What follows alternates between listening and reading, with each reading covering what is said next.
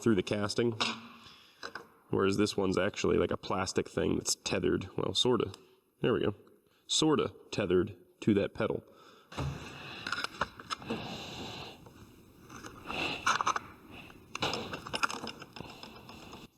There's a part we don't need.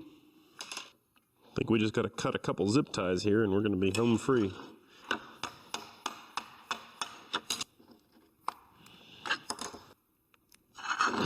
Oh yeah. Ha-ha! Yeah, the oxidation has gotten to this guy too. As you can see, it is pretty darn pitted up. I hope that doesn't really affect our operation here. Alright, this thing is just in poor condition through and through here. There's kind of like a plastic bushing that sets down inside of this bore. And as you can see, it's kind of broken and mangled. Pretty well used up. I haven't checked anything with a measuring tape yet. I'm hoping this guy slides right into this thing. Oh, and it does. It is perfect. It's just like I said, guys, industrial Lego. So we're going to have to reuse our existing bellows here that protects dirt and grime and crap from getting down inside of the valve. Ta-da! That's going to be awesome. Now, as much as I hate to do it, it was an oversight on my part. I need to drill some holes in our plate here, and the reason I say I hate to do it is because I have a sealed painted surface here, and drilling holes is going to break that seal, unfortunately. But I don't have a whole lot of options. So we got to kind of mock this thing up like it's going to be in the machine. Mill down the area where the pedal is going to sit so we don't have these diamond treads sticking up. Not really going to affect anything. It just isn't going to clamp flush. It's going to allow dirt to get between the base of the pedal and the surface of the floor here. All in all, I think it's going to be just fine though. I'm sure this is bound to be controversial. I've got a can of white epoxy, gray epoxy primer, and you know, obviously that's what we sprayed this with, was epoxy. So I'm gonna just spray a bunch of it on a Q-tip here and apply it to these bolt holes. Hopefully that just keeps it a sealed surface and helps prevent rust from starting. I don't know how effective this really is, but it certainly can't hurt.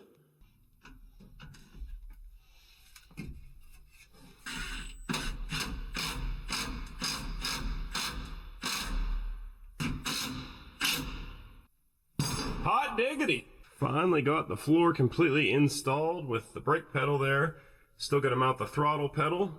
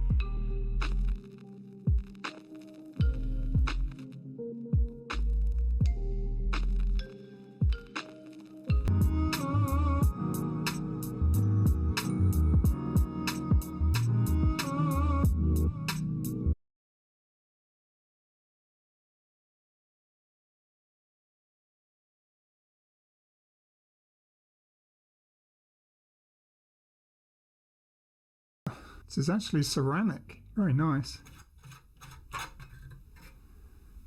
Again, filthy pins. This is the IR sensor for the remote control. And I love how modular this is. Custom board. Studio is the name of the guy who founded the Revox company. I have to be careful with this because there's connections, and this connector can only go in one way because of a missing pin, and that hole has been blanked off, so if you tried to put it in upside down it wouldn't fit. Same with these connectors. Bracing bar. I've got these 3 screws in the back. Well, it is smooth, but I'm still going to lubricate it. Oh, that is super smooth. Refit the power connector. This is pretty filthy. Mustn't forget this little spring. And now for refitting the cards, and I did. And finally there's this piece here which triggers the optical sensors. I can also refit the rack mounts. I've washed these end panels too. Okay, let's see where we are. Oh, you know what I haven't done? I forgot to plug the transformer in. That goes in here. Okay, let's try that again. We still have nonsense on the display. That's a bit worrying. So I'm going to simulate the tray motor. I'm not entirely sure what year this was. I think it originally came out in 1984, but let's say 1985, which means we can go with a bit of The Cure. So I'll press the load button again.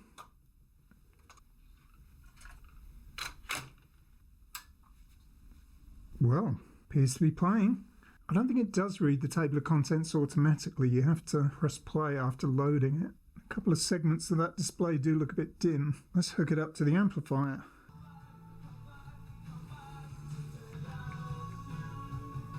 Or perhaps these aren't direct track access. Or perhaps, are these the skip buttons? No. That's fast forward. Oh, that's pause. It's funny how the display doesn't go directly to 0 when you skip the track. It sort of randomizes. I'm going to mute that before I get done for copyright, and the display button only shows the total disk time elapsed and the track time elapsed. It doesn't show remaining time. So I wonder why we had all that gobbledygook when I first turned it on. And are these buttons purely for programming? But it's strange that it doesn't give you direct track access. I guess they never thought of that. But you can see those ghost segments on the display, so something isn't right. And I think if I were to press load again, the display would turn off. Yeah, it turns off when it ejects the disk. And yeah, it does nothing when it loads it. So I'm pretty happy with things so far. I just need to wait for that motor to arrive. And I've also ordered a couple of green light bulbs for the front. But I'm wondering if I can do anything with that display. Maybe there's a bad capacitor on that board. I saw a forum post about these Revox LCDs, and it said that sometimes they need to be reflowed, and although I can't see any bad joints, it wouldn't hurt to do that. All these other components seem to be fine. I couldn't get a reading out of this ceramic capacitor, but that might just be because it has a low capacitance. Sometimes my meter won't pick it up.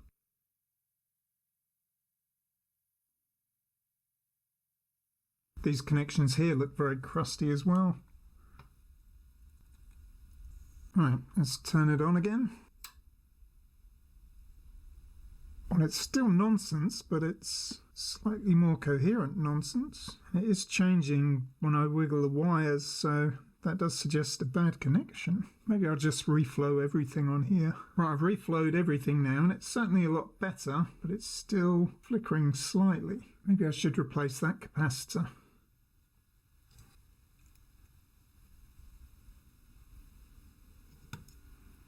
Has that improved it? At least it's not giving us nonsense anymore. It's been a few days and the parts have arrived, and the motor came with this note saying that the mounting holes do not match up with the existing holes, so it's given me a template. Now, thanks for watching, and I'll see you in the next one.